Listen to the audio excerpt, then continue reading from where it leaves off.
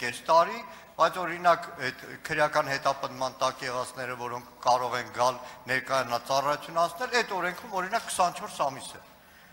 Եթե փոփոխությունը օրենսդրական, ուրեմն փաթեթով պետք է ներկայացվի։ Նորմատիվ իրավական ակտերի մասին օրենքը կոլիզիաների հարցը կարգավորում է, բայց այնուամենայնիվ, եթե չեմ սխալվում, այս կարգավորումը գործելու է բնականաբար գարնանային զորակոչից սկսած եւ մեր պաշտպանության նախարարության գործընկերները կարծում եմ ժամանակ ունեն, եթե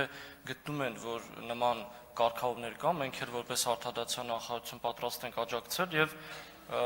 անհրաժեշտության դեպքում հանդես գալ օրենսդրական նախաձեռնությամբ այդ հակասությունները հնարավոր հակասությունները վերացնելու համար մինչև գարնանային զորակոչ։ Հորակարգային հարցերից առաջինը քննարկվեց Հայաստանի Հանրապետության եւ Ասիական զարգացման բանկի միջև վարկային համաձայնագիրը, որով հատկացվելիք 250 միլիոն եվրոն ուղղվելու է կառավարության կողմից դեռևս 2024 թվականին հաստատված Ղարաբաղից բռնի տեղահանված ընտանիքների բնակարանային աջակցության պետական ծրագրին։ Այն ներկայացրեց աշխատանքի եւ սոցիալական հարցերի փոխնախարար Դավիթ Խաչատրյանը։ Բաբկեն Թունյանն էլ հարց ուղեց զեկուցողին հիշեցնելով, որ ծրագրի շահառու լինելու պարտադիր նախապայմանը Հայաստանի Հանրապետության քաղաքացի դառնալն է։ Լուրեր են տարածվում, որ Հայաստանի Հանրապետությունը ըստ էության մերժում է շատ մարդկանց Հայաստանի Հանրապետության քաղաքացիություն տրամադրել, Հայաստանի Հանրապետության անձնագիր տրամադրել։ Կխնդրեի, եթե ձեր ձեռքի տակ տվյալներ կան, մինչև այսօր քանի հոգի է դիմել։ Քաղաքացիություն են ստացել մեր տեղահանված հայրենակիցներից 26233-ը,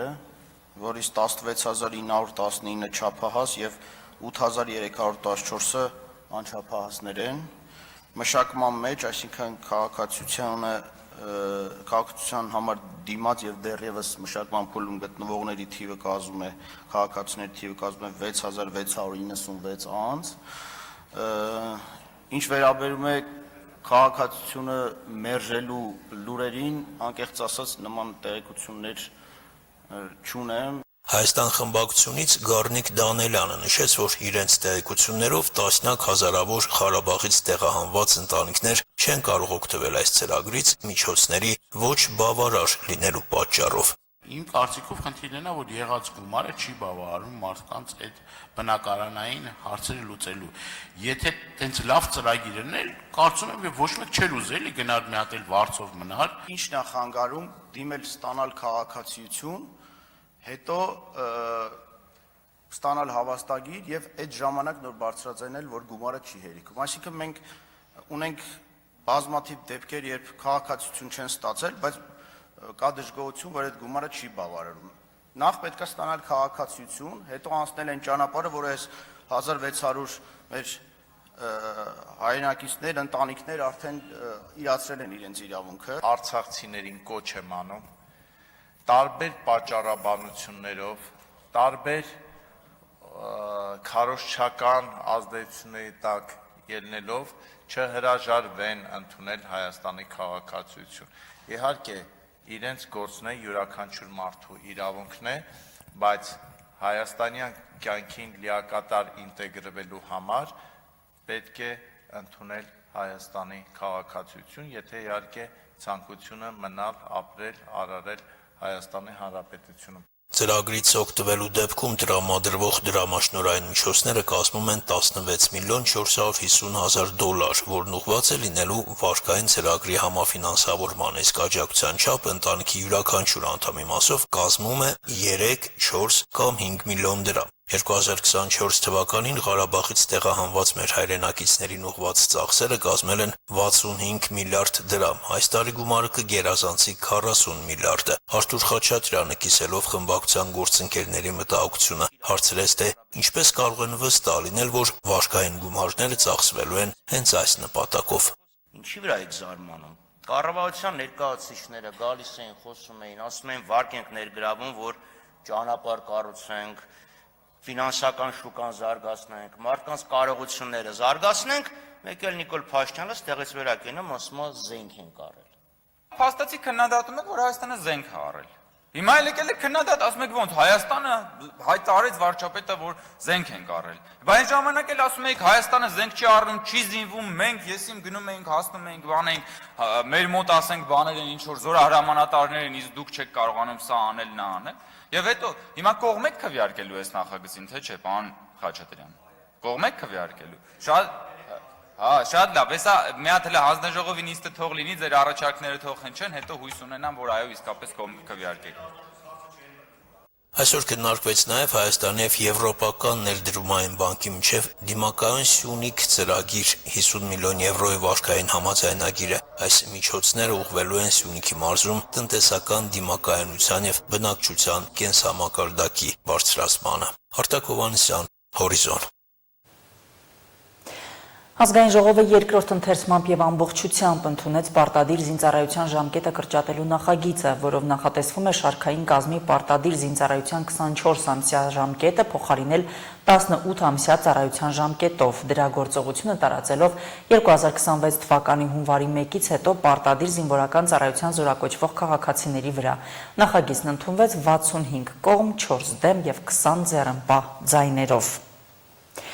Ռուսաստանը պատրաստ է խորհրդակցել Երևանի հետ Թրամփի ուղի նախաձեռնության պարամետրերի եւ Ռուսաստանի հնարավոր մասնակցության վերաբերյալ, հայտարարել է Ռուսաստանի արտաքին գործերի նախարարության ԱՊՀ երկրների 4-րդ դեպարտամենտի տնօրեն Միխայել Կալուգինը։ Հայ-ամերիկյան նախագծի մանրամասները դեռ պետք է ուսումնասիրվեն։ Մենք պատրաստ ենք խորհրդակցել մեր հայ գործընկերների հետ, քննարկելու ինչպես նախաձեռնության պարամետրերը, այնպես էլ Ռուսաստանի հնարավոր մասնակցությունը, ասել է նա։ ՌԻԱ Նովոստիի հետ զրույցում Կալուգինը նշել է, որ դրա համար կան բավարար հիմքեր։ Ըստ էության մեր առջև եռակողմ աշխատանքային խմբի շրջանակներում համաձայնեցված երթուղու մի հատված է։ Մեր ընկերությունը Հարավկովկասյան երկաթուղիները, որը ռուսական երկաթուղիների դուստ ձեռնարկությունն է, ունի Հայաստանի երկաթուղային ցանցի կառավարման կոնցեսիա, բացատրել է Կալուգինը։ Նրա խոսքով տարածաշրջանն օգտագործում է ռուսական երկաթուղային գիծը։ Ճանապարհը մեծ մասամբ կանցնի մեր սահմանապահների պատասխանատվության տարածքով։ Պետք է հաշվի առնել նաև Հայաստանի անդամակցությունը ԵԱՏՄ-ին։ Ակնհայտ է, որ մեր գործընկերները չեն կարող գործել առանց Ռուսաստանի, եզրափակել է Կալուգինը։ Այսօր Հայաստանի կենտրոնական բանկի խորհուրդը որոշել է 0.25% կետով նվազեցնել վերաֆինանսավորման տոկոսադրույքը,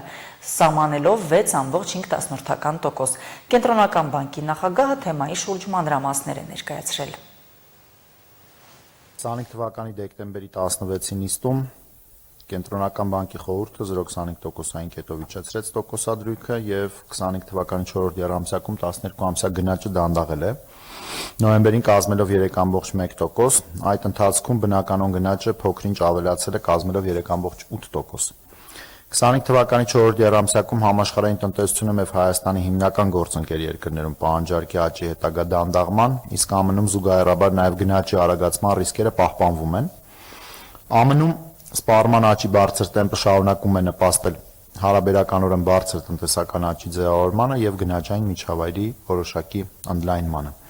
Մյուս կողմից ֆինանսական ակտիվների գների հնարավոր ճշգրտման եւ աշխատաշուկայի պայմանների հետագա անցանկալի թուլացման ռիսկերը կարող են բացասական ազդեցություն ունենալ միջնաժամկետ աճի հեռանկարների վրա։ Միջնաժամկետում ԱՄՆ-ի պետական պարտքի մեծացման պայմաններում երկարաժամկետ տոկոսադրույքների շուրջ անորոշությունը պահպանվում է։ Հայաստանի հիմնական գործընկեր մյուս երկրներում չնայած վերջին ամիսներին աճի վերականգնման որոշակի թույլ ազդակների, միջնաժամկետ աճի եւ պահանջարկի թուլացման ռիսկերը մնում են առարկայական։ Նավթի իսկ վերջին ամիսների ընթացքում նաեւ պարենի համաշխարհային գները դրսևորում են աստիճանական նվազման միտումներ, այնուամենայնիվ աշխարհաքաղաքական անորոշությունները եւ միջազգային առևտրային հարաբերություններում լարվածությունը շարունակում են համաշխարհային տնտեսությունում գնաճի տատանողականության աղբյուր հանդիսանալ։ Այս համատեքստում հաշվի առնելով մի կողմից թույլ պահանջարկի միջավայրի ձևավորման, իսկ մյուս կողմից բարձր գնաճային միջավայրի պահպանման ռիսկերը, հավանական է, որ առաջատար երկրների կենտրոնական բանկերն առաջիկայում հիմնականում կպահպանեն կամ աստիճանաբար կթուլացնեն դրամավարկային պայմանները։ 25 թվականի 4-րդ եռամսյակում Հայաստանում բարձր տնտեսական ակտիվությունը պահպանվում է։ Վերջինիս շարունակում են զգալիորեն նպաստել շինարարության եւ ծառայությունների ճյուղերը, ինչպես նաեւ որոշ կարճաժամկետ ոչ կառուցվածքային գործոններ։ 25 թվականի 3-րդ եւ 4-րդ եռամսյակներում տեղական ապրանքների ու ծառայությունների նկատմամբ բարձր արտաքին պահանջարկը պահպանվում է։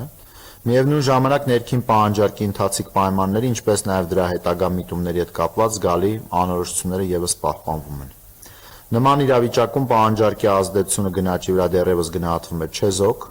իսկ գնաճի ընթացիկ միտումներն հիմնականում պայմանավորված են որոշ առաջարկի գործոններով։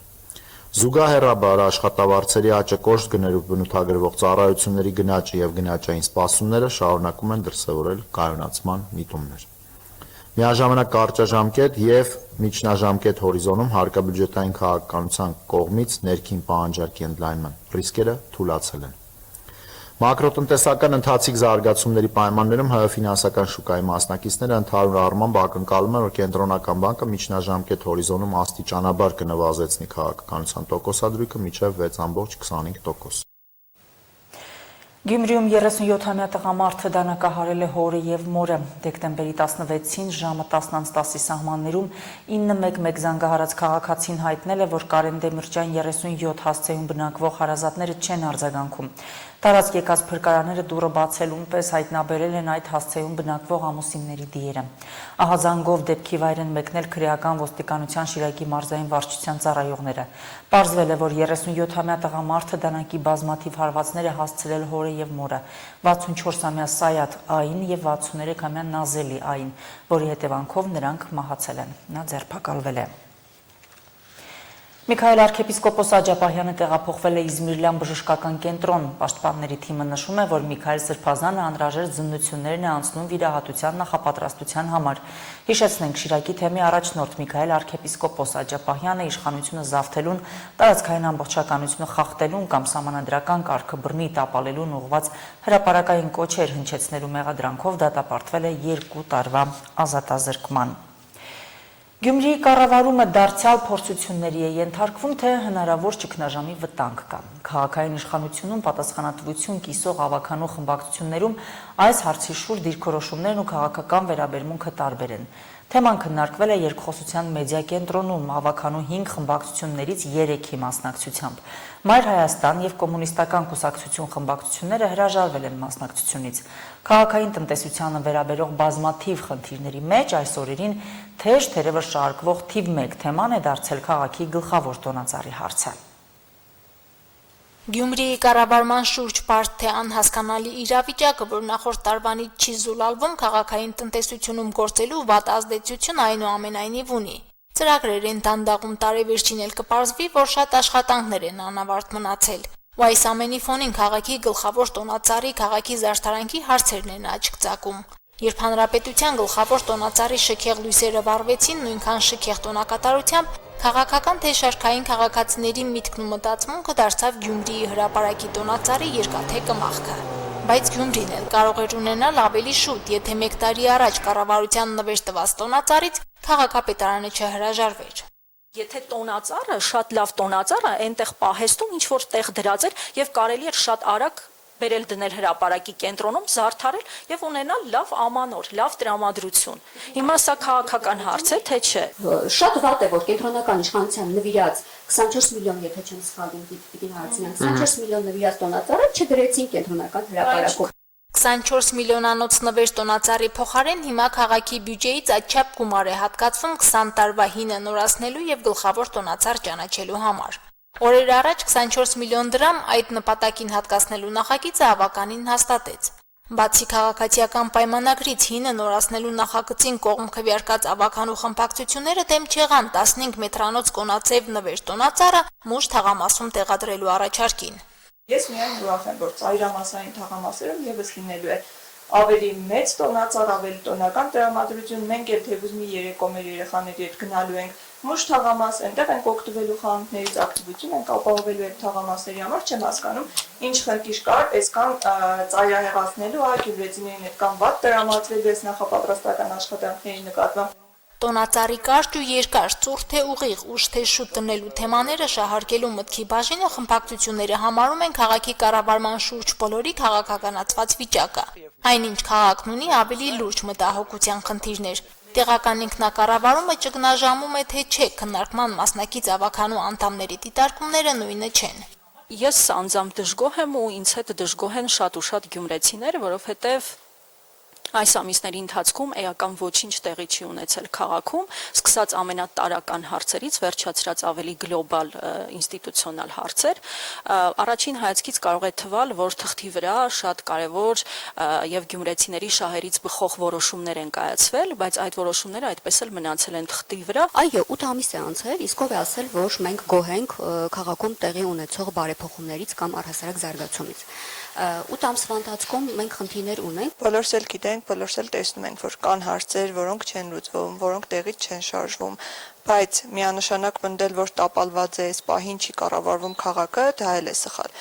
Արկա բազմաթիվ խոչընդոտներին, այն խոչընդոտները, որոնք որ ստեղծում են գյումրեցիների աչքի առաջ, գյումրեցիները տալիս են այդ գնահատականը, գյումրեցիներն էլ են տեսնում, թե որ պահին ինչ խոչընդոտ է ստեղծվում։ Խոչընդոտներ ով կամ ովքեր են ստեղծում ու ինչի համար ուղիղ պարզաբանումներ չհնչեցին, բայց ձախողումների օրինակներ բերեցին։ Քաղաքացիական պայմանագիր խմբակցության ղեկավարն օրինակ նշեց այս տարվա մասնակցային բյուջետավորման ծրագրի ձախողումը։ Մրցույթները չեն կայանում, մասնակիցներ էլ չկան։ Արդեն 5-րդ անգամ մրցույթ է հայտարարվում եւ այդպես էլ մրցույթը հաղթող ընկերություն չի ճանաչվում եւ եթե չճանաչվի վերջին կարծեմ սա հնարավորություն է գումարը հետ է գնալու այսինքն այդ ծրագիրը ըստ էության տապալվելու է հիմա դրա մեղավորը ով է Ամենաառաջին ահապայմանը որ չեն մասնակցում որովհետեւ այդ ծրագրի համար պահանջ է դրված ապաստարան կառուցելու համար առաջին կարգի լիցենզիա պիտի ունենա տվյալ շին կազմակերպությունը, որը խոչընդոտում է, այսինքն օրենքն է պահանջում։ Հիմա մենք ուզում եք ասել, որ Հայաստանի Հանրապետությունում առաջին կարգի լիցենզիա ունեցող կազմակերպություն չկա եւ այդ մարդիկ լուսնից պիտի իջնեն։ Ներողություն եմ խնդրում։ Իհարկե կան այդպիսի կազմակերպություններ եւ կարող են հայտ ներկայացնել։ Դե վստահության խորը խնդիր կա։ 2 ամիս է Գյումրին քաղաքապետ չունի, նրան փոխարինողը քաղաքապետի տեղակալն է, ով եւս անցնում է քրեական գործով։ Ամեն դեպքում կառավարման ճգնաժամ ստեղծելու նոր նախադրյալներ այս պահին գտնում են, որ չկա։ Եվ դա բանավեճին ներկա երկու խմբակցությունները հիմնավորեցին սրանով, որ ավականին իր կազմով իրավազոր են նիստեր գումարելու։ Մարինե Դերբինյան, Արարատ Ծատուրյան, Հորիզոն։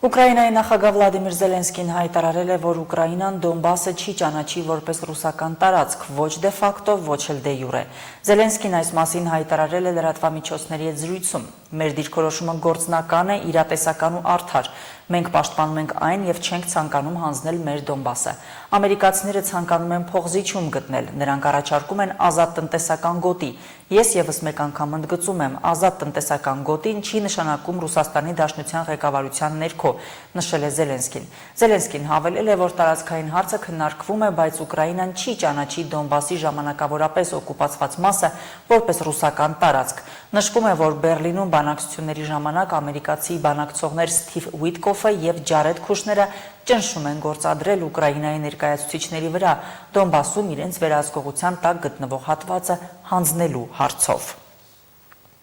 ԱՄՆ զինված ուժերը Խաղաղ օվկիանոսի միջազգային ջրերում ոչնչացրել է թմրանյութեր տեղափոխող 3 նավ։ Այս մասին ասված է Պենտագոնի հայտարարության մեջ։ Հետախուզությունը հաստատել է, որ նավակներն ընթացել են Խաղաղ օվկիանոսի արևելյան մասում թմրամաքսանենգության հայտնի երթուղիներով եւ զբաղվել են թմրանյութերի փոխադրմամբ։ Գործողությունների ընթացքում սպանվել է թմրանյութ տեղափոխող 8 տղամարդ, ասված է հայտարարության մեջ։ Իլոն Մասկը առաջին մարդն է, որի կարողությունը գերազանցել է $600 միլիարդ։ Forbes-ի տվյալներով Մասկի կարողությունը, որին պատկանում է SpaceX-ի բաժնետոմսերի մոտավորապես 42%-ը,